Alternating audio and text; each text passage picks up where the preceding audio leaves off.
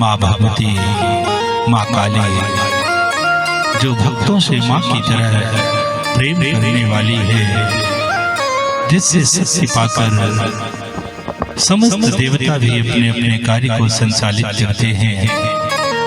ऐसी करुणामयी माँ भगवती, माँ काली के चरणों में प्रणाम करता हूँ और उनके दर्शनों के लिए आए हुए समस्त सूक्ष्म शक्तियों को, हनुमान जी महाराज, गणेश जी महाराज, भैरवनाथ, स्थान देवता, कुल देवता, ग्राम देवता, बहु देवता अर्थात समस्त पूज्य जनों को, प्रणाम बहने, भाई बंधु, कार्यकर्तागण, संगीतकार, आप सभी को भी बहुत बहुत दुआएं, मंगल कामनाएं। आप सभी भक्तों के जीवन में सदैव सुख, शांति, समृद्धि, सौभाग्य बना रहे, यही हम माँ भगवती, माँ काली से प्रार्थना करते हैं। बोलिए श्री सद्गुरुदेव जी भगवान की, माता भगवती माँ काली की।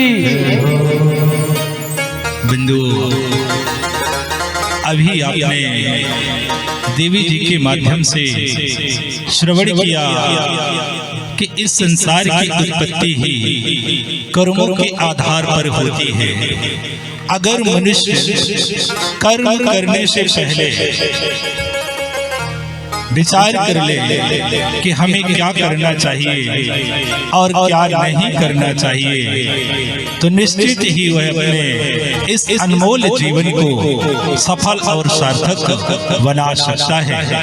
अनेकों महापुरुषों ने भी यही कहा है कि गोस्वामी जी ने भी यही कहा है कि कर्म प्रधान विश्व करि राखा, जो जस करहि तस फल चाखा। कर्मों के आधार पर ही सृष्टि की उत्पत्ति हुई है। तो कहा गया है कि सृष्टि की जब रचना हुई, कर्म बनाया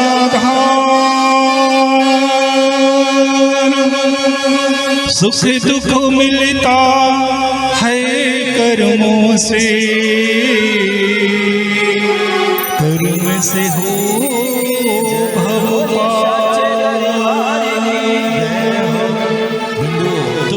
संसार में अगर मनुष्य अपने कर्मों को सुधार लिया तो निश्चित ही उसका बेड़ा पार हो जाएगा। यह बिल्कुल सत्य है। तो बंधुओं, चलते हैं हम लोग कथा की ओर। कल की कथा में हम सभी ने श्रवण किया था कि माँ की ममता क्या होती है, माँ की वात्सल्यता क्या होती है और माँ का प्रेम क्या होता है। ये कल की कथा में हम सभी ने श्रवण किया था। लेकिन आज तृतीय दिवस पर अर्थात अंतिम दिवस पर हम लोग एक बड़े सुंदर विषय पर चर्चा करेंगे, बड़े सुंदर विषय पर बात करेंगे कि भगवान कहाँ रहते हैं, भगवान करते क्या हैं और भगवान कैसे प्राप्त होते हैं। क्योंकि इस संसार में मनुष्य अनादिकाल से भगवत प्राप्ति करना चाहता है और वह भगवान को पाने के लिए दर दर भटकता है।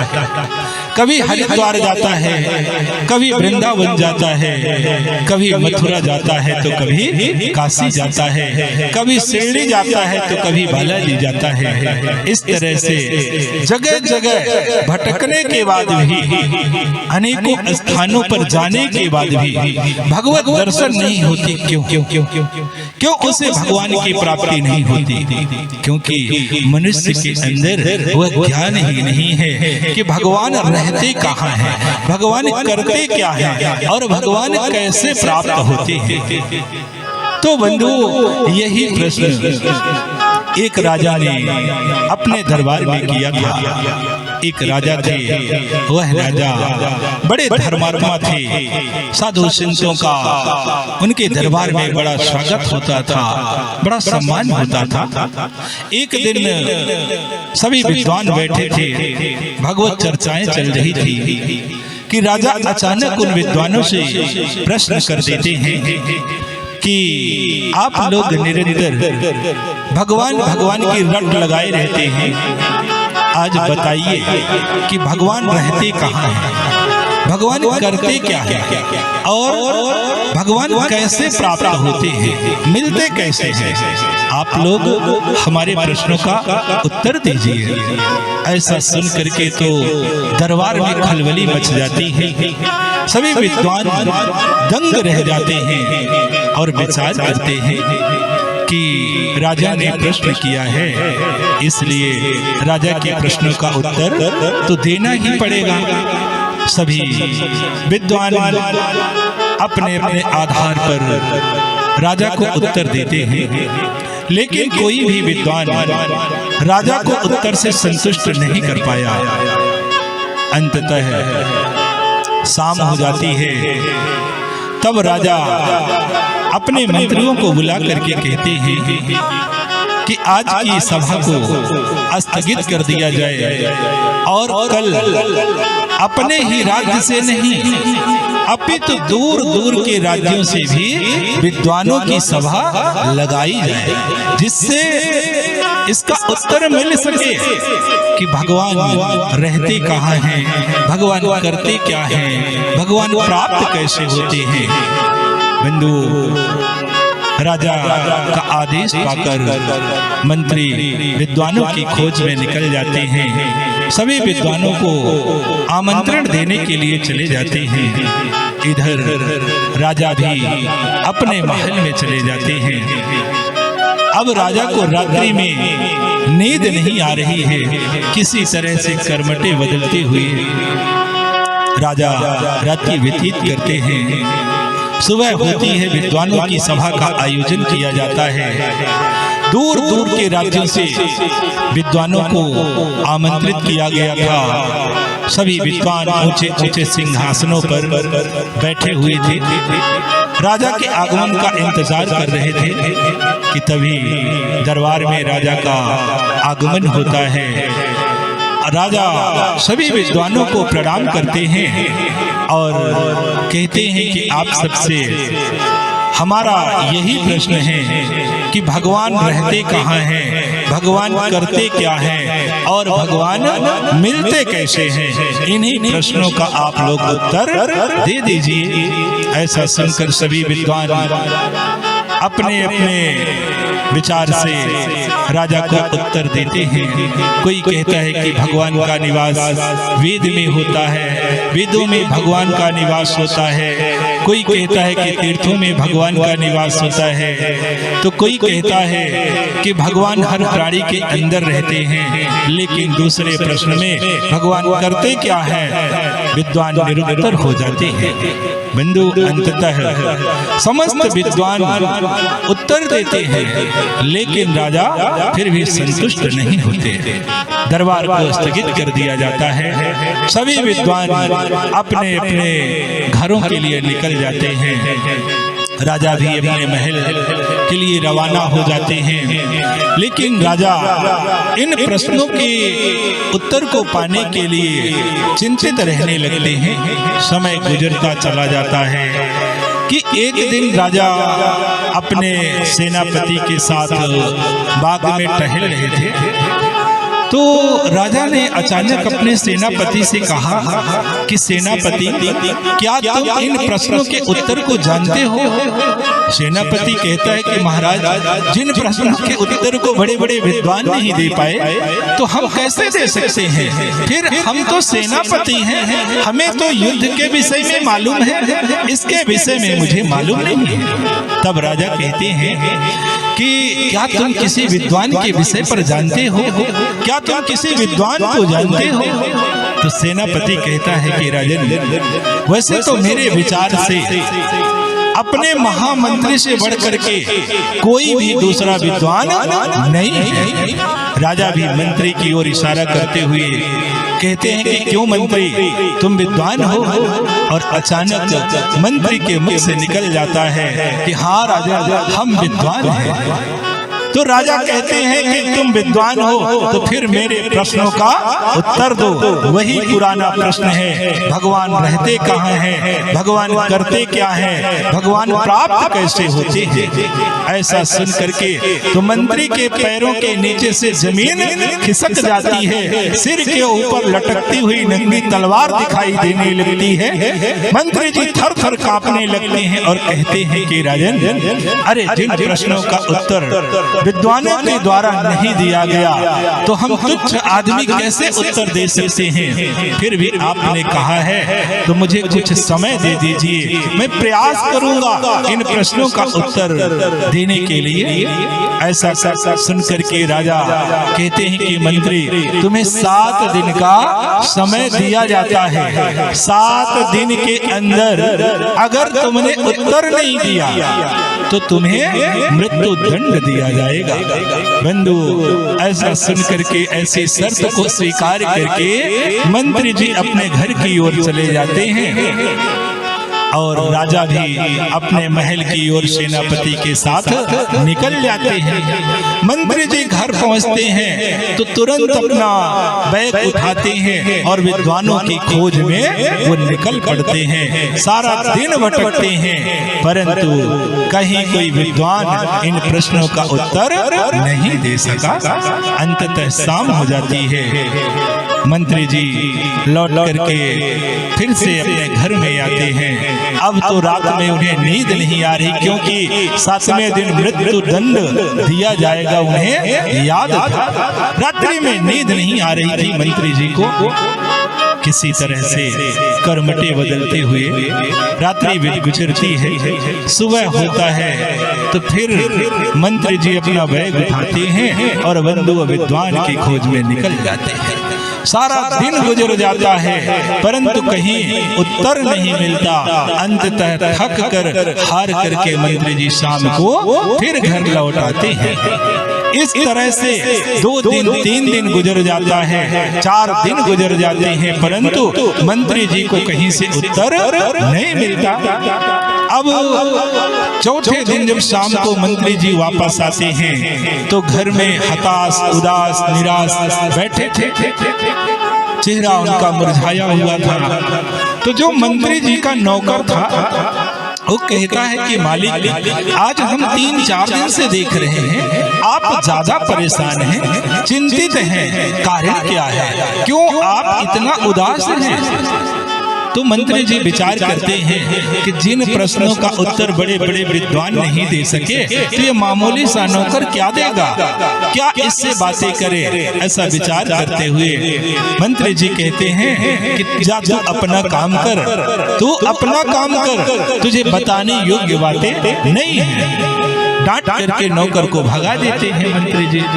फिर रात्रि गुजरती है, सुबह होता है, फिर से वह विद्वानों की खोज में निकल जाते हैं। सारा दिन भटकते हैं बंधु और शाम को फिर वही हताश होकर के वापस आ जाते हैं। इस तरह से 6 दिन गुजर जाते हैं। 6वें दिन जब शाम को वापस आते हैं मंत्री जी तो अब तो बहुत ज्यादा दुखी थे, क्योंकि सुबह होते ही मृत्यु दंड दिया जाएगा। तो शाम के समय हताश होकर के जब अपने घर में बैठे थे तो मंत्री जी का नौकर आता है और कहता है कि मालिक, आपने हमें पुत्र की तरह पाला है, पुत्रवत प्रेम किया है, इसलिए हर पुत्र का धर्म होता है, हर पुत्र का कर्तव्य होता है कि वह अपने पिता के दुखों को जाने, समझे और उपाय करे, दूर करे उसे। इसलिए मालिक, आप हमें बताने की कृपा करें, हम तो आपके पुत्र की तरह हैं। ऐसा सुन करके तो मंत्री जी भावुक हो जाते हैं और निपट जाते हैं अपने नौकर से और कहते हैं कि क्या बताएं, कुछ बातें ऐसी हुई जिसके कारण हमें कल राज दरबार में मृत्यु दंड दिया जाएगा। बंधुओं, मंत्री का नौकर तो चौंक पड़ता है और कहता है कि मालिक, आपने कौन सा अपराध कर दिया है जिसके कारण आपको मृत्यु दंड दिया जाएगा। ऐसा सुनकर के मंत्री जी सारी घटना बताते हैं कि राजा ने 3 प्रश्न किया था कि भगवान रहते कहाँ हैं, भगवान करते क्या हैं और भगवान मिलते कैसे हैं, प्राप्त कैसे होते हैं। इन प्रश्नों के उत्तर देने के लिए 7 दिन का समय दिया गया था। अब आज 6वां दिन है, कल 7वां दिन हो जाएगा। अगर हम इन प्रश्नों के उत्तर नहीं देंगे तो निश्चित ही कल हमें राजा के द्वारा मृत्यु दंड दे दिया जाएगा।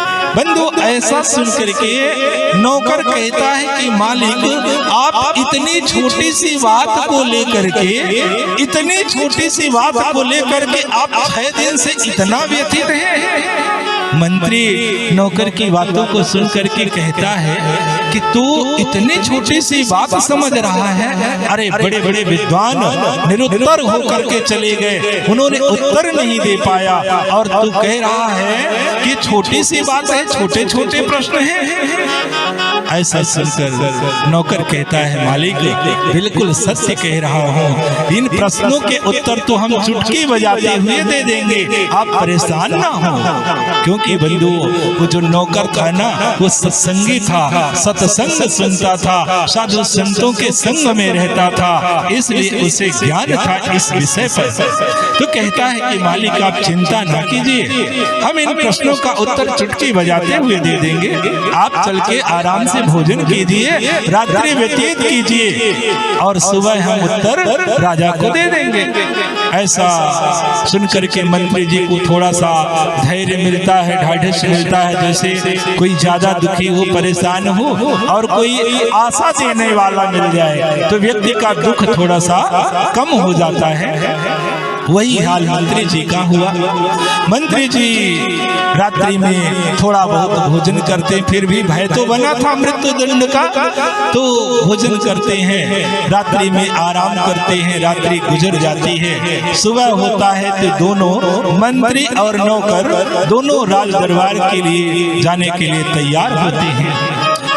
बंधुओं, जब तैयारी हो जाती है, चलने लगते हैं, तो नौकर कहता है मंत्री जी से कि मालिक आप राज दरबार में चल करके राजा से सिर्फ इतना कह दीजिएगा कि राजन, यह प्रश्न बहुत छोटा है, हमारे योग्य नहीं है ये प्रश्न, इसका उत्तर तो हमारा नौकर भी दे सकता है, बस इतना आप कह दीजिएगा तो आगे हम सब संभाल लेंगे। बंधु, ऐसा ही होता है। बोलिए श्री सद्गुरु गुरुदेव जी भगवान की, माता भगवती माँ काली की, बोलिए सच्चे दरबार की। बंधु, ऐसा ही होता है। नौकर और मंत्री दोनों राज दरबार में जाते हैं। राज दरबार में तो मंत्री जी का इंतजार ही चल रहा था। जैसे ही राजा की नजर मंत्री जी पर पड़ती है तो राजा कहते हैं कि आओ आओ मंत्री जी आओ, क्या तुमने हमारे प्रश्नों के उत्तर को ले आए हैं? ऐसा सुनकर के मंत्री जी राजा के पास जाते हैं और कहते हैं कि राजन, ये प्रश्न आपका बहुत छोटा है, ये हमारे योग्य नहीं है, हमसे कोई बड़े बड़े प्रश्न कीजिए, ये प्रश्न बहुत छोटा है, इसका उत्तर तो हमारा नौकर दे देगा। ऐसा सुनकर सभी दरबारी दंग रह जाते हैं कि जिन प्रश्नों का उत्तर बड़े बड़े विद्वान नहीं दे सके, तो मंत्री का नौकर उत्तर देने के लिए आया है। अचंभित हो जाते हैं सभी लोग, राजा भी दंग रह जाते हैं और कहते हैं कि मंत्री, क्या तुम होश में हो? कहीं मृत्यु दंड पाने के कारण बेहोश तो नहीं हो रहे हो? अपनी सुध बुध तो नहीं खो दिए? मंत्री जी कहते हैं राजन, ऐसा नहीं है, बिल्कुल सत्य है, इन प्रश्नों का उत्तर तो हमारा नौकर दे सकता है, हमसे कोई बड़े बड़े प्रश्न कीजिए। बंधु, ऐसा सुनकर के राजा कहते हैं कि मंत्री, अगर तुम कहते हो कि हमारे प्रश्नों का उत्तर हमारा नौकर दे देगा तो मैं तैयार हूँ, लेकिन ध्यान रखना, अगर नौकर ने उत्तर नहीं दिया तो दोनों को एक साथ मृत्यु दंड दिया जाएगा। नौकर को बुलाया जाता है, नौकर से राजा प्रश्न करते हैं और कहते हैं कि क्या तुम हमारे प्रश्नों का उत्तर देने आए हो? नौकर कहता है, जी राजन, हम आपके प्रश्नों का ही उत्तर देने के लिए आए हैं।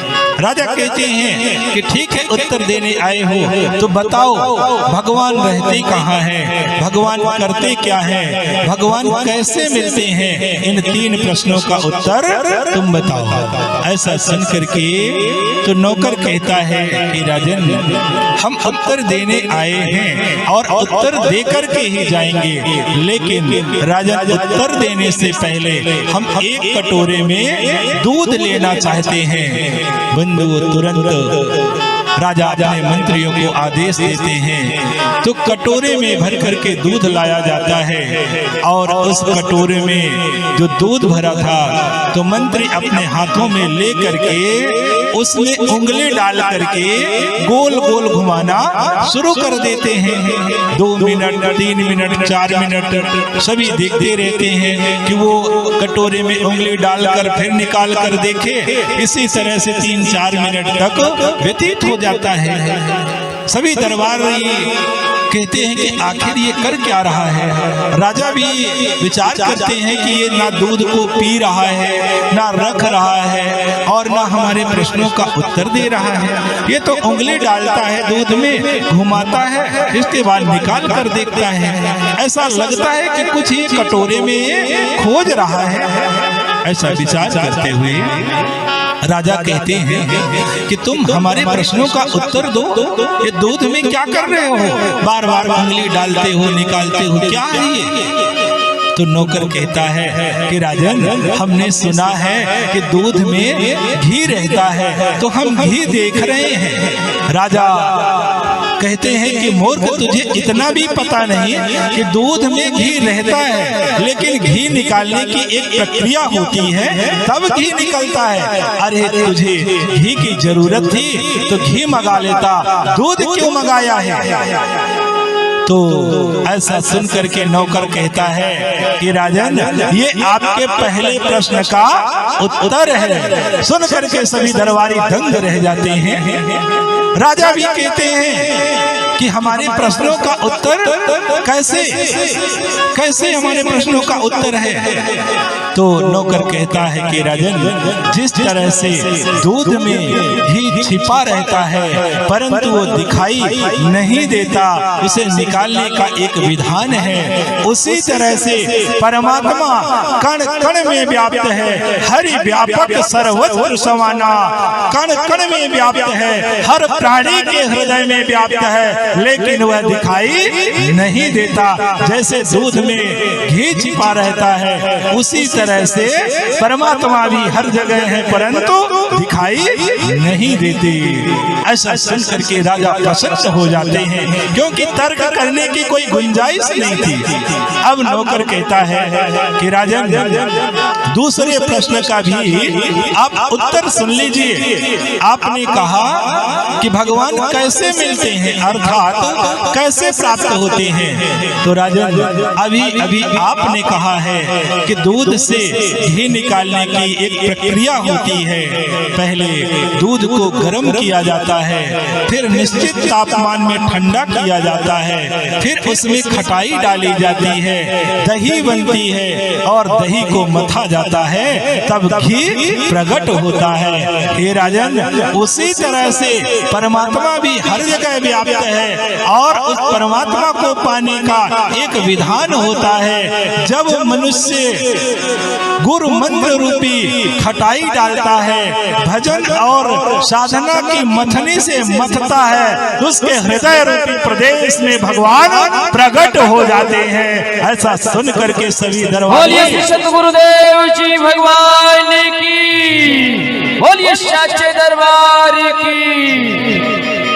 बंधु, नौकर के उत्तर को सुन करके सभी दरबारी चकित रह जाते हैं, राजा भी दंग रह जाते हैं और कहते हैं कि क्या तुम उस विधि को जानते हो जिससे भगवत प्राप्ति हो जाती है? नौकर कहता है राजन मैं जरूर जानता हूँ, हमारे गुरुदेव भगवान ने हमें बताया है और अनेकों महापुरुषों से भी हमने सुना है। राजा कहते हैं कि ठीक है बता देना हमें भी, लेकिन तीसरे प्रश्न का उत्तर दो, भगवान करते क्या है, भगवान क्या करते हैं, तीसरे प्रश्न का उत्तर दो।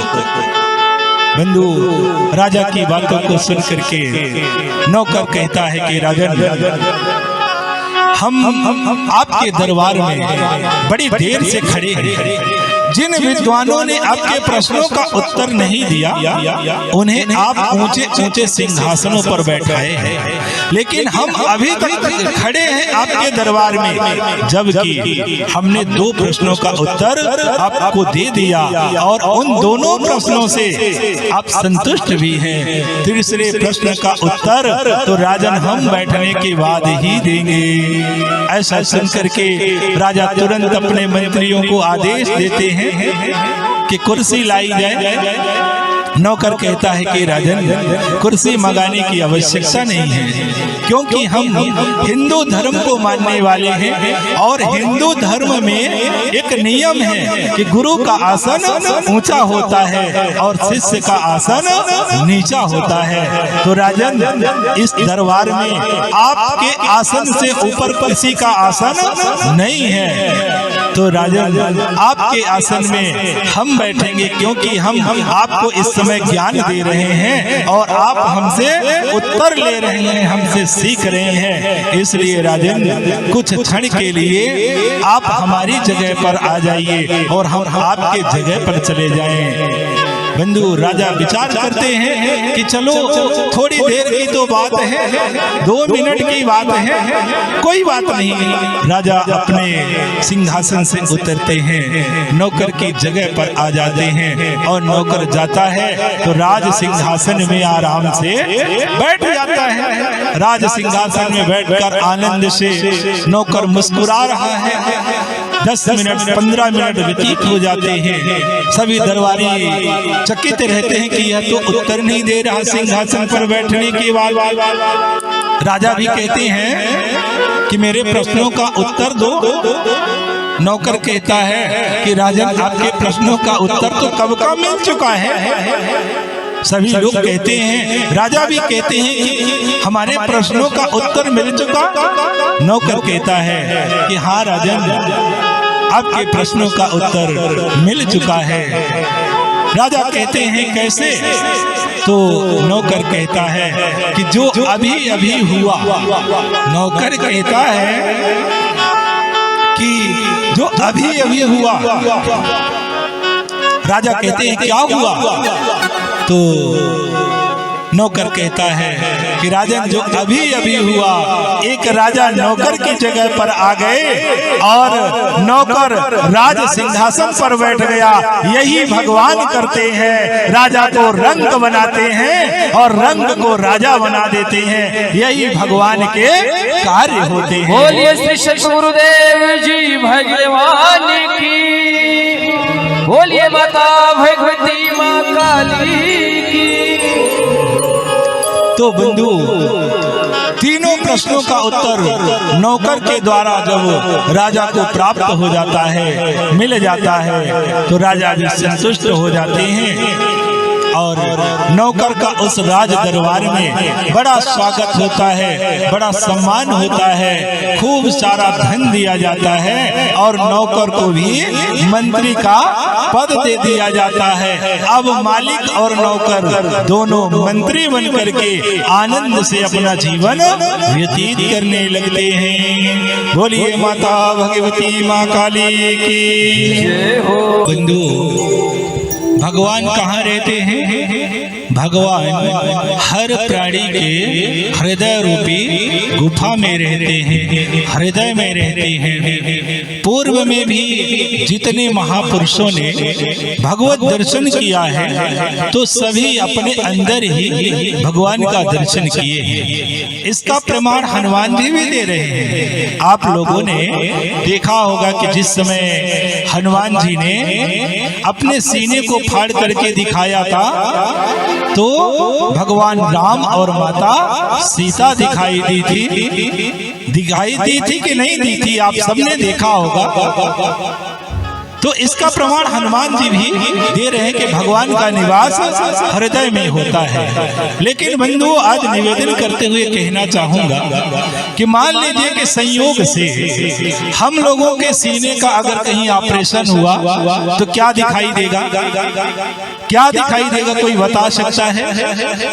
भैया, किसी के सीने में तो गुटखा की पैकेट निकलेगी, किसी के सीने में गुटखा की पैकेट निकलेगी, किसी के सीने में तो शराब की बोतलें निकल पड़ेगी, किसी के सीने से तो मुर्गी के कड़ी निकल पड़ेगा, क्योंकि किसी के सीने से तो मैं करता हुआ बकरा भी निकल पड़ेगा। अब विचार करने की बात है बंधुओं, सोचिए, विचार कीजिए कि जब हम लोगों ने अपने सीने में इन सब का बाजार लगा करके रखे हैं, तो भगवान कहां से रहेंगे?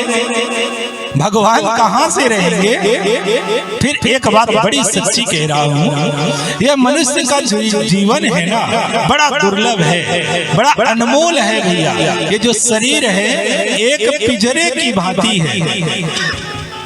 जिस तरह से एक पिंजरा होता है ना, और उसके अंदर तोता को कैद कर दिया जाता है, तो तोता उसी पिंजरे में कैद हो जाता है। तोता पिंजरे से बाहर कब जाएगा? जब कहीं से पिंजरा टूटेगा, खराब होगा, तभी तो तोता बाहर निकलेगा ना। उसी तरह से ये जो शरीर रूपी पिंजरा है, जब कहीं से इसमें रोग रूपी जंग लगता है और ये शरीर रूपी पिंजरा खराब हो जाता है, तो ये आत्मा रूपी तोता बाहर निकल जाता है। इसीलिए किसी ने कहा है ना कि काकर बेराई राई, अरे पाई पाई जोड़ के, वो एक दिन उड़ गई है सुगना पिंजरे बाग खोल के। इसलिए कहना चाहते हैं बंधुओं कि मनुष्य का जीवन बड़ा दुर्लभ है, इसे सोच समझ करके ही व्यतीत करना चाहिए। तो कहना चाहते हैं कि मानव तन को पाकर वंदे, अरे मतवन तू शैतान रे,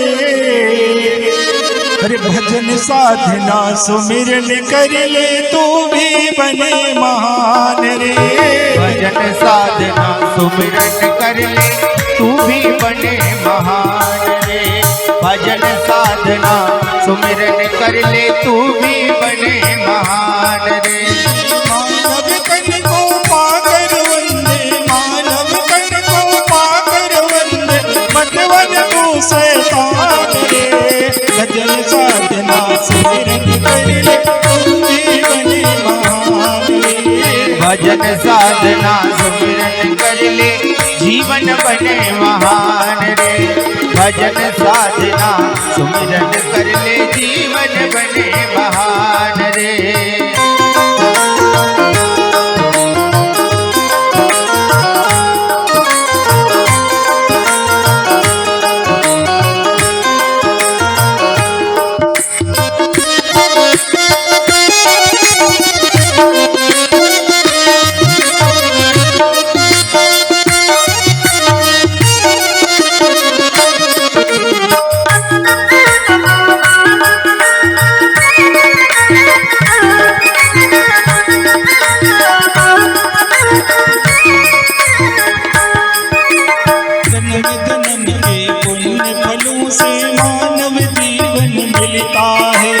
जन्म जन्म के पुण्य कर्म से मानव जीवन मिलता है।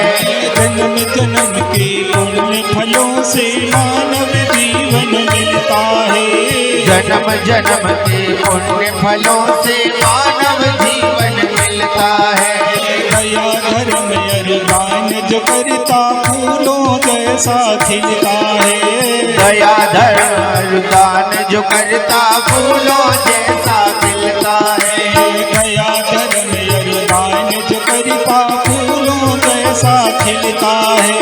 दया धर्म अरदान जो करता फूलों जैसा नशे मौत का त्याग करो, अब नशे मौत का त्याग करो, अब मत कर दो खिलवाड़ रे।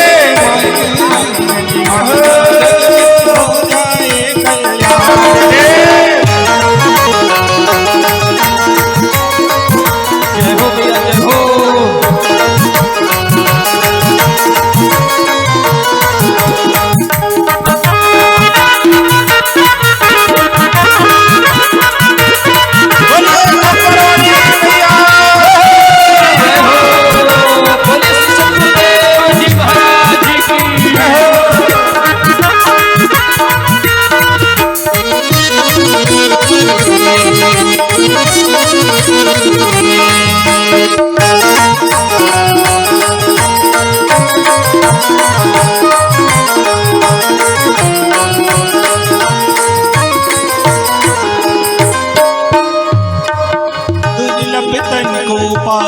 जिसने भक्ति भजन नहीं करता है, दुर्लभ तन को पाकर जिसने भक्ति भजन नहीं करता है, दुर्लभ तन को पाकर जिसने भक्ति भजन नहीं करता है, दुर्लभ तन को पाकर जिसने भक्ति भजन नहीं करता है, घर घर की वह ठोकर खाता 184 फिरता है, दर दर की वह ठोकर खाता 184 फिरता है, घर घर की वह ठोकर खाता 184 फिरता है, दर दर की वह ठोकर खाता 184 फिरता है। जीवन को अब सफल बना लो, जीवन को अब सफल बना लो, कर लो माँ का ध्यान रे। भजन साधना सुमिरन कर ले करके बने मान रे। भजन साधना रे, भजन साधना सुमिरन कर लो मानव तन को पाकर वंदे, मानव तन को पाकर वंदे, मतवन तू शैतान रे। भजन साधना सुमिरन करके तू भी बने मान रे। भजन साधना सुमिरन करके तू भी बने महान रे। भजन साधना सुमिरन करके तू भी बने महान रे।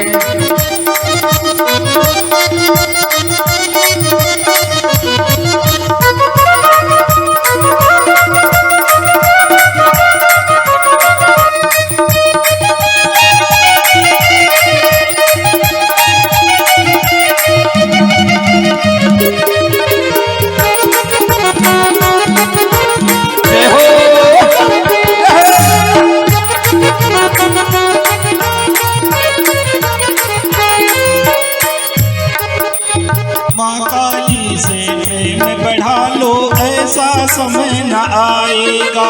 माँ काली से प्रेम बढ़ा लो, ऐसा समय न आएगा। अवसर चूकेगा जो भैया, बूढ़ा हो पछताएगा। अवसर चूकेगा जो भैया, बूढ़ा हो पछताएगा। माँ काली से प्रेम बढ़ा लो, ऐसा समय न आएगा। माँ काली से प्रेम बढ़ा लो, ऐसा समय न आएगा। अवसर चूकेगा जो भैया, बूढ़ा हो पछताएगा। अवसर चूकेगा जो भैया, बूढ़ा हो पछताएगा। जितना समय मिला है भैया, जितना समय मिला है भैया, उसका कर सम्मान रे। भजन साधना सुमिरन करके तू भी बने महान रे। भजन साधना सुमिरन करके तू भी बने महान रे। भजन साधना सुमिरन करके तू भी बने महान रे। मानव तन को पाकर वंदे, मानव तन को पाकर वंदे, मतवना अभिमान रे। भजन साधना सुमिरन करके तू भी बने महान रे। भजन साधना सुमिरन करके तू भी बने महान रे। भजन साधना सुमिरन करके तू भी बने महान रे। तू भी बने महान रे। तू भी बने महान। बोलिए माता भगवती माँ काली की, बोलिए खप्पर वाली मैया की, श्री सतगुरुदेव जी महाराज की। बिंदु आखिरी शब्दों में आप सबसे यही निवेदन करना चाहता हूँ कि यह मनुष्य का जीवन बड़ा दुर्लभ है, इसे नशा मांस करते हुए बर्बाद ना करें। अरे आप लोग पढ़े लिखे हैं, आज का समाज पढ़ा लिखा समाज है। विचार कीजिए कि अगर किसी व्यक्ति के पास मोटरसाइकिल है और उस मोटरसाइकिल में कोई व्यक्ति आकर के कह दे कि भैया तुम अपने मोटरसाइकिल में मिट्टी का तेल डाल दो, तो क्या व्यक्ति कभी डालेगा? क्या कभी व्यक्ति अपनी मोटरसाइकिल में मिट्टी का तेल डालने के लिए तैयार होगा?